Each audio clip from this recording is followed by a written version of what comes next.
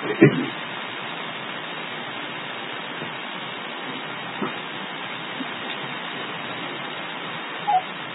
عليكم ورحمة الله وبركاته.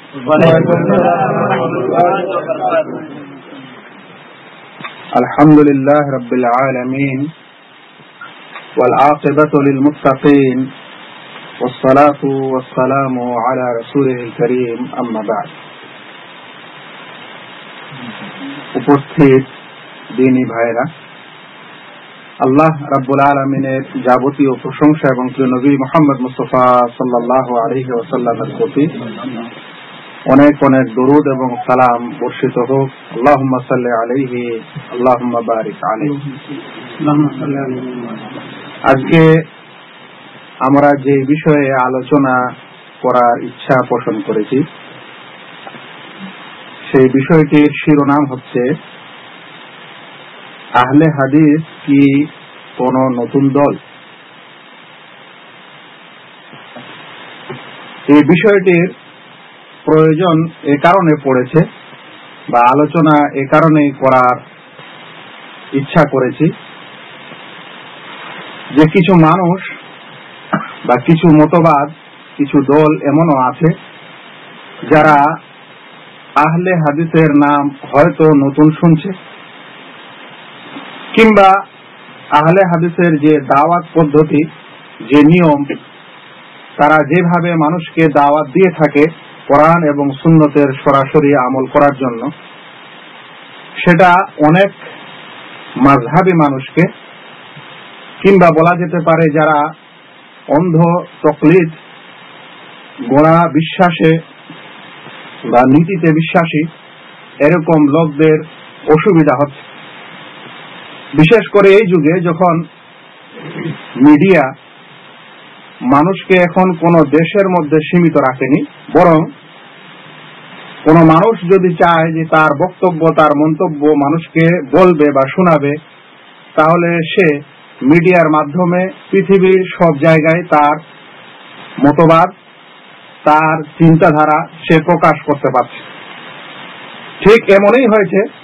এক যুগ ছিল যখন আহলে হাদিসরা তাদের নিজের মন্তব্য এবং বক্তব্য নিজের লোকদের কাছেই বলতো, অন্যের কাছে বলতে গেলে মানুষেরা তাদের উপর ক্ষেপে যেত বা তাদের সঙ্গে লড়াই শুরু করে দিত, কিংবা করতে দিত না। এই জিনিসটি এখন নেই, বিশেষ করে এই গণমাধ্যমগুলির কারণে। মানুষ যে যেখানে আলোচনা করছে না কেন, সেটা ভালোই হোক আর মন্দই হোক, সেই জিনিসটা সবারই কাছে সরাসরি চলে যাচ্ছে। এরকমই যখন এই জিনিস আহলে হাদিসদের দাওয়াত চারদিকে এখন পৌঁছাচ্ছে, সেই সময় অনেকের সমস্যা হচ্ছে। যেই সমস্যা সমাধান তারা খুঁজে না পেয়ে আহলে হাদিসদের বিরুদ্ধে অনেক রকম মন্তব্য করছে এবং কিছু অপবাদও দিচ্ছে।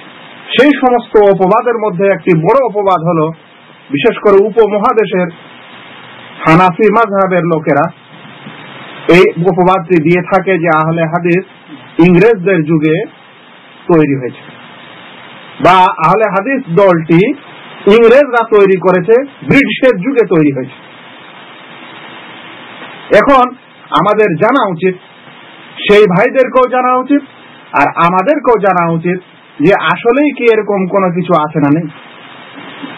তবে এটাও সত্য যে যারা এই কথা বলেছে তারা কোনোদিন এর ব্যাখ্যা দেয়নি যে ইংরেজদের যুগে কোন ক্যাপ্টেনের তত্ত্বাবধানে, কোন ক্যাপ্টেনের দেখাশোনায় এই দল তৈরি হলো, কোথায় তৈরি হলো আর কোন মজলিসে তৈরি হলো, এর ব্যাখ্যা নেই, কিন্তু একটা অপবাদ মাত্র।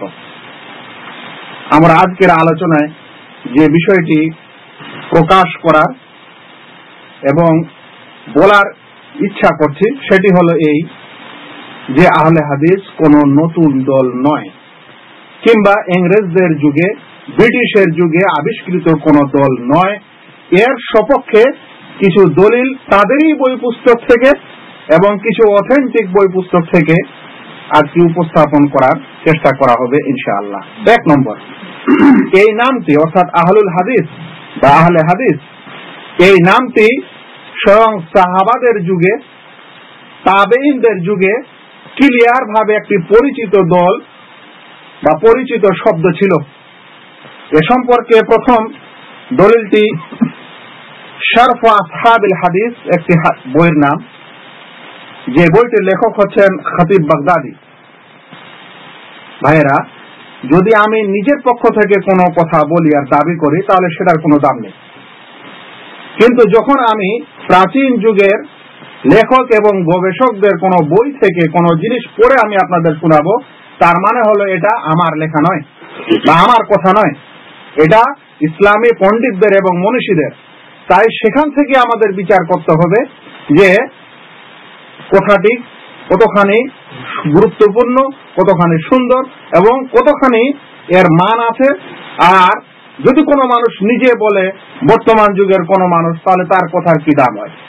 বলছিলাম যে শারফ আসহাবিল হাদিস, লেখক খতিব বাগদাদি, পৃষ্ঠা নম্বর 21, যেটাকে মাহবুবুল মাতাবে দিল্লি থেকে প্রকাশিত হয়েছে। সেখানে তিনি একটি হাদিস নিজের সনদে আবু সাঈদ খুদরি রাদিয়াল্লাহু তাআলা আনহু পর্যন্ত সানাদ ইত্তেসালের সাথে, মানে বিনা কোনো রাবির বিচ্ছিন্নতায় সহিভাবে যে সানাদটি বর্ণনা করে তিনি হাদিসটি বর্ণনা করছেন, সেই হাদিসটি এরূপ: عن أبي سعيد الخدري رضي الله عنه أنه كان إذا رأى الشباب قال مرحبا بوصية رسول الله صلى الله عليه وسلم أمرنا رسول الله صلى الله عليه وسلم أن نوسع لكم في المجلس وأن نفهمكم الحديث فإنكم خلوفنا وأهل الحديث بعدنا।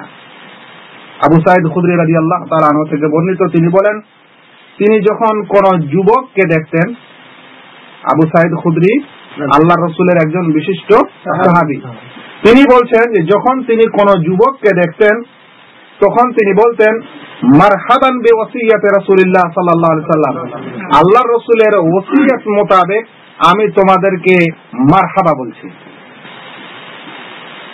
আমারানা রাসূলুল্লাহ সাল্লাল্লাহু আলাইহি ওয়াসাল্লাম, আল্লাহর রাসূল আমাদেরকে আদেশ করেছেন। সাহাবী বলছেন, আমাদেরকে আল্লাহর রাসূল আদেশ করেছেন। কি আদেশ? আন নুওয়াসসিআ লাকুম ফিল মাজলিস, যেন আমরা তোমাদের মজলিসকে প্রশস্ত করে দিই, তোমাদের জন্য মজলিসকে কি করে দিই? প্রশস্ত করে দিই, জায়গা করে দিই। ওয়া আন নুফাহিমাকুমুল হাদিস, এবং তোমাদেরকে যেন আমরা হাদিস বুঝাই, হাদিস পড়াই। ফাইন্নাকুম খুলুফুনা, কারণ তোমরাই হচ্ছে আমাদের পরবর্তী বংশধর। ওয়া আহলুল হাদিসে বাদানা, এবং আমাদের পরে তোমরাই হচ্ছে আহলুল হাদিস। তাহলে সাহাবাদের কাছে একটি এমন জামাত পরিচিত ছিল যে জামাতকে কি বলা হতো?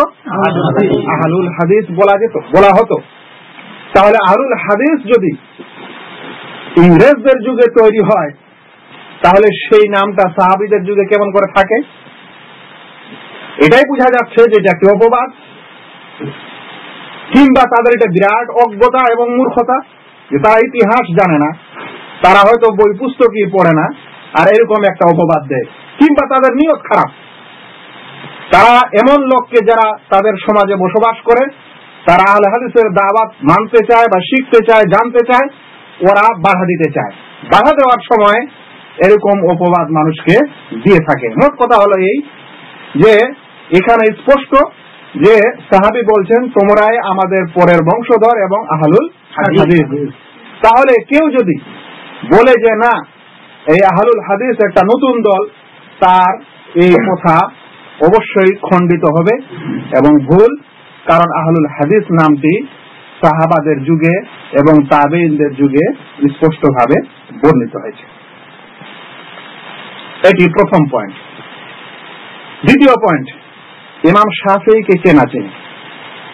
ইমাম শাফিঈ রাহমাতুল্লাহ আলাইহি 4 ইমামের মধ্যে একজন বিচক্ষণ ইমাম।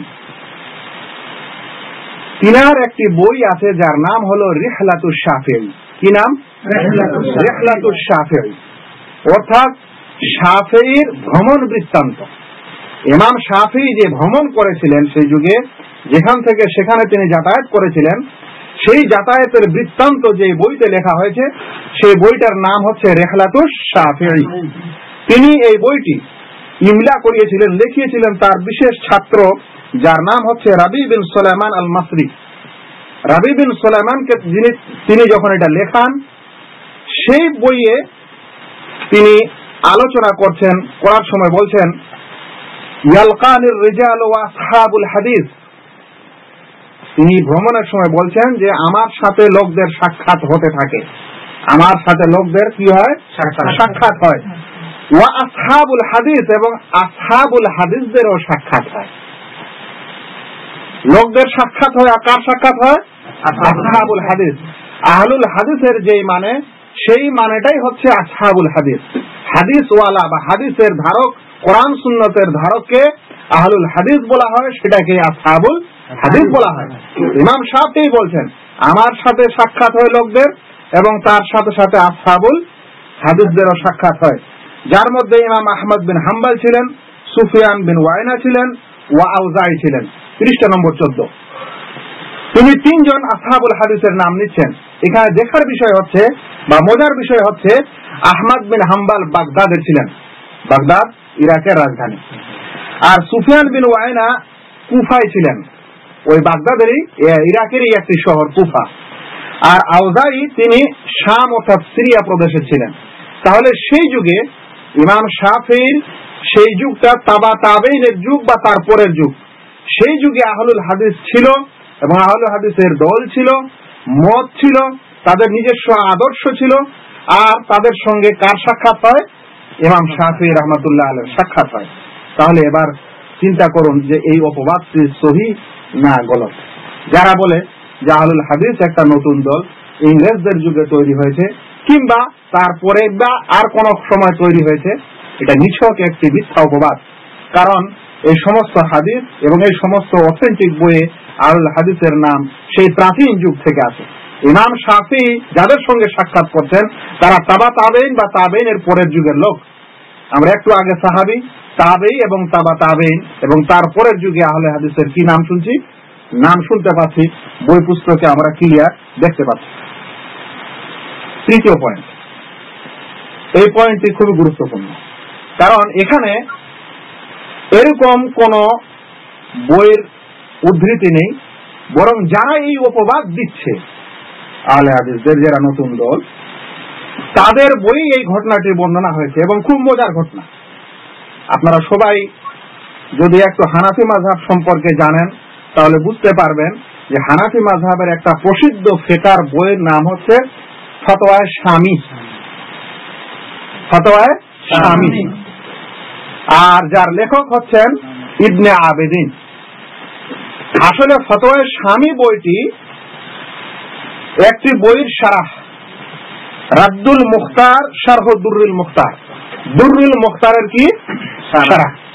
এই বইটি হানাফি মাযহাবের একটি প্রসিদ্ধ বই, এত প্রসিদ্ধ বই যে তাদের কাছে বলেন যে শামীর ইবারত বোঝা খুবই কষ্ট, মানুষের দাঁত ভেঙে যাবে, তাদের এরকম মানে এই বই সম্পর্কে ধারণা।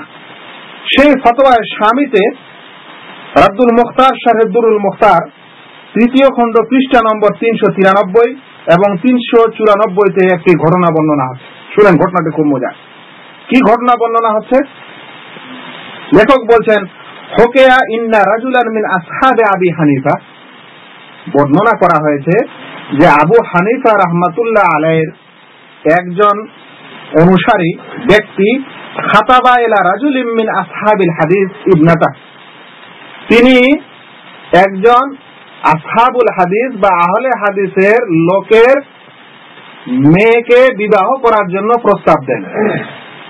কে কাকে প্রস্তাব দেয়? একজন হানাফি মাযহাবের লোক আহলে হাদিসের এক মেয়েকে বিবাহের কি করে? প্রস্তাব দেয়।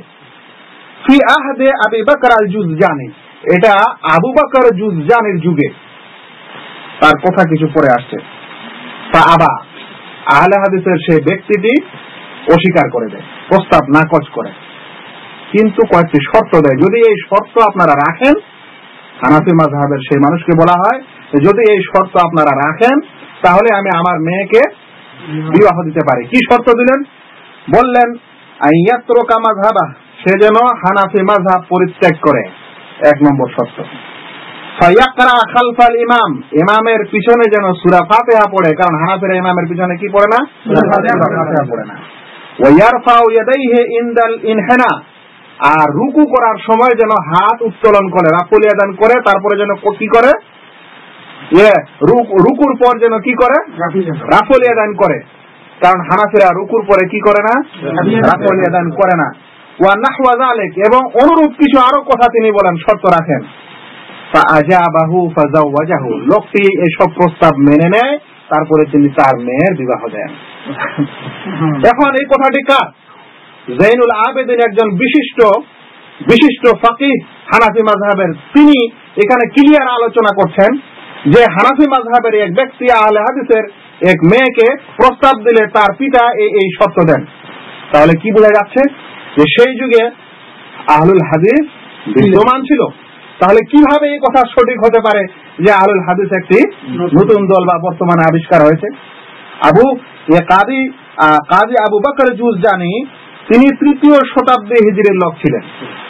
3য় শতাব্দী, একটু আগে আমরা তাবেঈনের যুগ শুনলাম, তারপরের যুগ শুনলাম, এবার 3য় শতাব্দীতে আমরা শুনছি। এখানে ভাই একটা আরো মজার জিনিস আছে। কিছু মানুষ মনে করে যে আহলুল হাদিস তাদেরকেই বলা হয় যারা সেই যুগে আল্লাহ রাসূলের পরের যুগে যখন হাদিস লেখালেখি করা হতো, সংগ্রহ করা হতো এবং হাদিসের সহিহ জয়ীফ বাছাই করা হতো, হাদিস লেখা হতো, সেই সমস্ত লোককেই আহলে হাদিস বলা হয়। কিছু মানুষের এটা ধারণা, কিন্তু এই ঘটনা থেকে এটা প্রমাণিত হয় যে শুধু ওই লোককেই আহলে হাদিস বলা হয় না, বরং যারা ওই সমস্ত মতামত এবং আদর্শ মেনে চলে তাদেরকেও কি বলা হয়? আহলে হাদিস বলা যায়। আমি আপনাদের যুক্তির সাথে একটি কথা বলতে চাই। যখন কোনো মানুষ বলে আমি হানাফি, তখন কি সে তার জন্য জরুরি হয় যে সে ইমাম আবু হানিফার সমস্ত ফতোয়া ফারায়েজ যেন পড়ে, সে যেন ইমাম আবু হানিফার যাবতীয় ফিকহ ফারায়েজ যা কিছু তিনি বলেছেন সেগুলা পড়ে তারপরে তাকে হানাফি বলতে হয়? এরকম কি? না। বরং সে যদি সেগুলো নিজে না পড়ে, বরং সেই মতাদর্শের অনুসরণ করে, তাহলে তাকে কি বলা যায়? হানাফি বলা যায়। ঠিক তেমনি কোন মানুষ যদি হাদিসের পঠন পাঠন থেকে দূরেও থাকে, কিন্তু তাদের সেই মতাদর্শ মানে আহলে হাদিসদের মতাদর্শ অনুযায়ী চলে, তাহলে তাকে কি বলা যাবে? আহলে হাদিস বলা যাবে। যেমন হানাফি বলার সময় সেটা জরুরি হয় না, যেমন আহলুল হাদিস বলার সময় এটা জরুরি হয় না যে তাকে সেই যুগের মানুষ হতে হবে যারা হাদিসের পঠন পাঠন এবং শিক্ষা দানে সবসময় নিজেকে নিয়োজিত রাখছিলেন। মোট কথা হলো, 3য় পয়েন্টে যে কথাটি স্পষ্ট হয়েছে সেটা হলো স্বয়ং হানাফি মাযহাবের একটি বিশেষ বই, বিশেষ লেখক ইবনে আবেদিন রাহমাতুল্লাহ আলাইহি, তিনি তার বইতে এই ঘটনা উল্লেখ করছেন, যেখানে বোঝা যাচ্ছে যে আহলুল হাদিস লোক সেই যুগেও ছিল, সেটা বর্তমান যুগের কোন নতুন দল নয়। এবার আরেকজন পণ্ডিতের আলোচনা শুনেন। যারাই জ্ঞানী মানুষ এবং গবেষণা করে, বিশেষ করে পিএইচডির গবেষক, তারা সবাই একটি বইয়ের নাম চেনেন। সেই বইটির নাম হচ্ছে মুকাদ্দামা ইবনে খালদুন।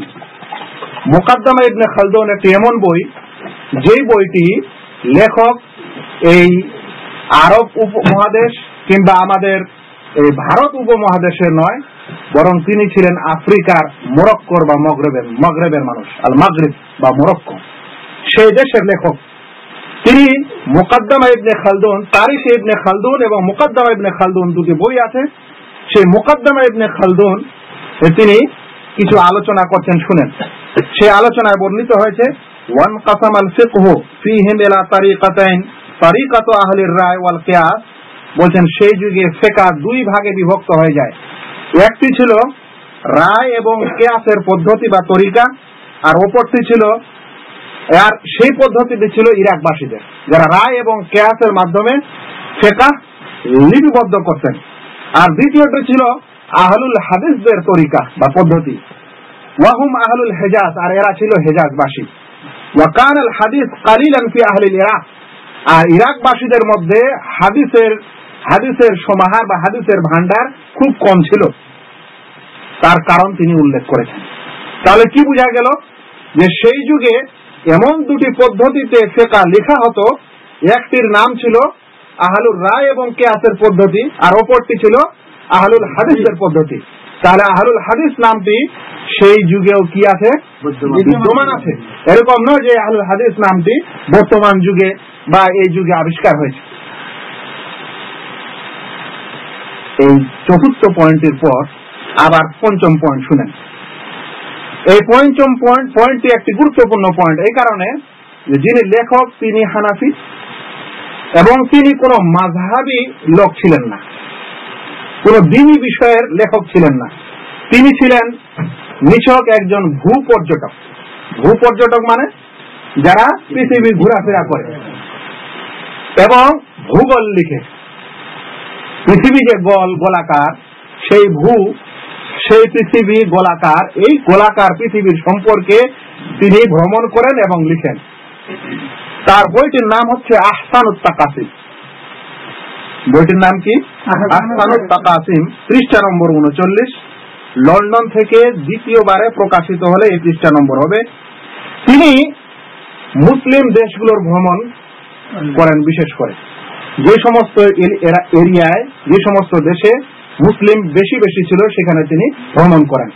মুসলমানদের আর্থিক এবং সামাজিক তিনি বর্ণনা দিয়েছেন সেই বইতে। তার সাথে সাথে একটা শিরোনাম সবসময় রেখেছেন যে তাদের মাযহাব কি, সেই এরিয়ার সেই দেশের মুসলমানদের মাযহাব কি। তিনি এই ভূপর্যটন করতে করতে সিন্ধু প্রদেশে পৌঁছেন। সিন্ধু কোথায়? ইন্ডিয়া। সেটা সেই অবিভক্ত ইন্ডিয়া, বর্তমানে পাকিস্তানের একটি বিশেষ প্রদেশ। সেখানে যখন পৌঁছার পর তিনি তার বইতে যেই ধারণা এবং যেই লেখা লিখলেন, সেখানে লেখার সময় তিনি বলছেন যে সিন্ধু প্রদেশের অধিবাসীদের সম্পর্কে, মাযহাবের সম্পর্কে ব্যাখ্যা দিতে গিয়ে বলছেন আকসারুহুম আসহাবু হাদিস, সেখানকার অধিকাংশরাই আসহাবে হাদিস ছিল। সিন্ধু প্রদেশের অধিকাংশ লোকেরা কি ছিলেন? আহলে হাদিস ছিলেন, আসহাবে হাদিস ছিলেন। তিনি কিন্তু কোন আহলে হাদিসের মানুষ ছিলেন না, লেখক। কিন্তু তিনি সত্য যখন বর্ণনা দিচ্ছেন তখন বোঝা যাচ্ছে যে ক্লিয়ার একটি এমন দল, একটি এমন চিন্তাধারার দল যারা সেই সময় কি ছিল? মজুদ ছিল, উপস্থিত ছিল, যাদের নাম ছিল আহলুল হাদিস। তাই ওই সমস্ত লোকেরা অপব্যাখ্যা দেয় যারা বলে যে না, আহলুল হাদিস একটি নতুন দল। পঞ্চম পয়েন্টের পর একটি ষষ্ঠ পয়েন্ট আমি অবশ্যই আলোচনা করব, পরে আলোচনা শেষ করব। ষষ্ঠ পয়েন্টটি একটি আরো মজার বিষয়। ষষ্ঠ পয়েন্ট, তিনি একজন এমন লেখক, এমন গবেষক, এমন লোক যাকে পৃথিবীর অধিকাংশই সুফি লোকেরা চিনে। তাছাড়া অধিকাংশ ওলামা তাকে চিনেন, যার নাম হলো বড় পীর আব্দুল কাদের জিলানী রাহমাতুল্লাহ আলাইহি। তাকে পৃথিবীতে বিশেষ করে যারা সুফি মতবাদে বিশ্বাসী তাদের ছোট বড় সবাই চেনেন, কিন্তু যারা পণ্ডিত মানুষ তারা অবশ্যই তার নাম জানেন। তার একটি বই আছে যার নাম হলো গুনিয়াতুত তালেবিন। কি নাম? গুনিয়াতুত তালেবিন। সেই গুনিয়াতুত তালেবিনে তিনি আহলুল হাদিসদের ব্যাখ্যা দিচ্ছেন। কখন ব্যাখ্যা দিচ্ছেন? যখন আহলে বিদআতীদের আলোচনা করছে। বিদআতী কি, বিদআতীর অনিষ্ট কি, এরা কতখানি এদের মানে প্রভাব, এর সব কিছুর বর্ণনা দেওয়ার পর তিনি তখন আহলুস সুন্নাহ ওয়াল জামাতের ব্যাখ্যা দিচ্ছেন। সেই আহলুস সুন্নাহ ওয়াল জামাতের ব্যাখ্যা দেওয়ার সময় বুনিয়াতুত তালেবিনের পৃষ্ঠা নম্বর 90, প্রথম খণ্ডে, মিশরে ছাপা, প্রথম খণ্ড পৃষ্ঠা নম্বর 90, মিশরে ছাপা। সেখানে তিনি আহলুস সুন্নাহ, আহলুল বিদআতীদের বর্ণনা দেওয়ার পর আহলুস সুন্নাতের বেদাত বর্ণনা দেওয়া কালে বলছেন, ইয়ালাম আন্না লি আহলিল বিদআ আলামাতুন ইউরাফুনা বিহা, বিদআতীদের কিছু নিদর্শন আছে যার মাধ্যমে তাদের চেনা যায়।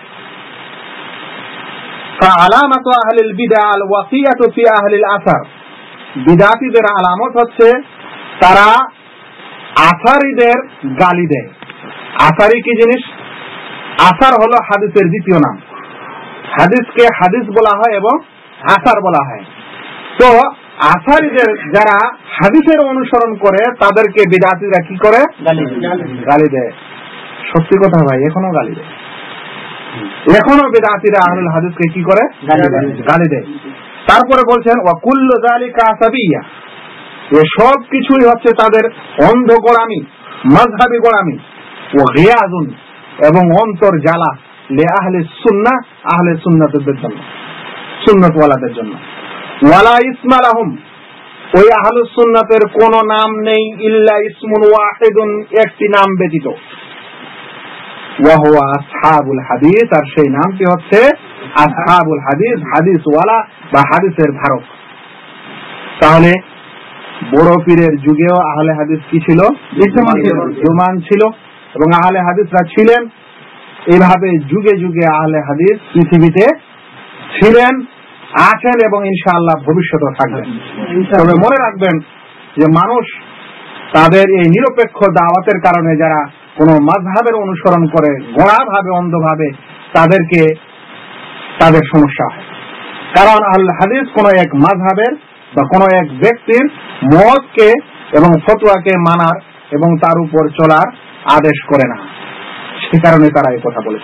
মোট কথা হলো ভাই এই, যে যারা এই কথা বলে বা এই অপবাদ দেয় যে আহলুল হাদিস একটি নতুন দল বা ইংরেজদের যুগে তৈরি বা আবিষ্কৃত একটি দল, তারা নিছক একটা ভ্রমের মধ্যে আছে, কিংবা নিজের অনুসারীদেরকে আহলুল হাদিস থেকে দূরে রাখার একটা চেষ্টা করছে, কিংবা তারা সবাই অজ্ঞ ইতিহাস সম্পর্কে এবং স্বয়ং তাদের বই পুস্তকের সম্পর্কে, নচেত তারা এরকম কথা বলতে পারে না।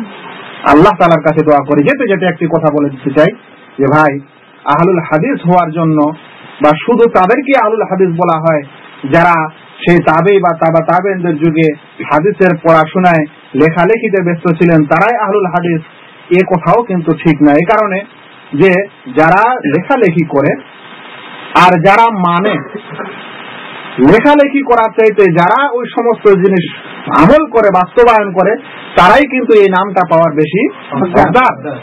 যেমন মনে করেন যে কাউকে যদি আপনি আহলুল কোরআন বলতে চান, মানে কোরআনওয়ালা, তার মানে এটা নয় যে কোরআন পড়ে মুখস্থ করে হাফেজ হয় আর কারি হয় সেই কোরআনওয়ালা। কেন, যে মানুষ কোরআনের উপর আমল করে, যদিও সে হাফেজ না হয়, অল্প কিছু জানে, সেটা মানে বুঝে পড়ে এবং কোরআন অনুযায়ী চলার জীবন যাপন করার চেষ্টা করে, তাহলে তাকে কি আহলে কোরআন বলা যাবে না? বরং সেই বেশি হকদার হয়। সে কারণে এই কথা বলা ঠিক নয় যে যারা মনে করে যে না, শুধু আহলে হাদিস তারাই যারা হাদিসের লেখালেখি করেছিলেন সেই 3য় শত হিজরিতে বা 2য় শত হিজরিতে। আল্লাহ রাব্বুল আলামিনের কাছে দোয়া করি, আল্লাহ যেন আমাদের প্রত্যেক ভাইকে এই দল, যেটি কিন্তু আসলে দল না, একদিন আরো আলোচনা হলে এই কথা বোঝানোর চেষ্টা করব যে আহলে হাদিস কি কোনো দল? আসলে কিন্তু আহলে হাদিস কোনো দল নয়, বরং এটি হচ্ছে একটি মতাদর্শ, একটি আদর্শের নাম, এটা কোনো দল নয়।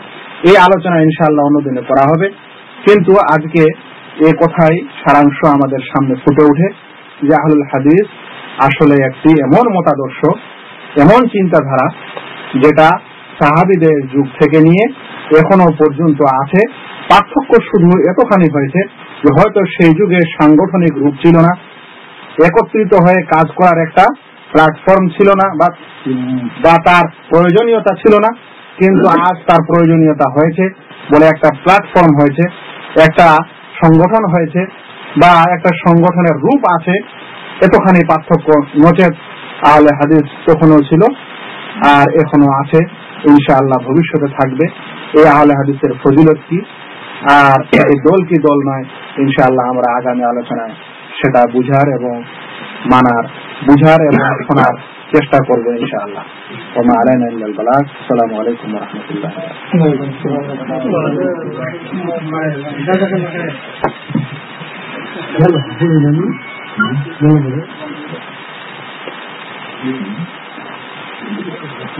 করো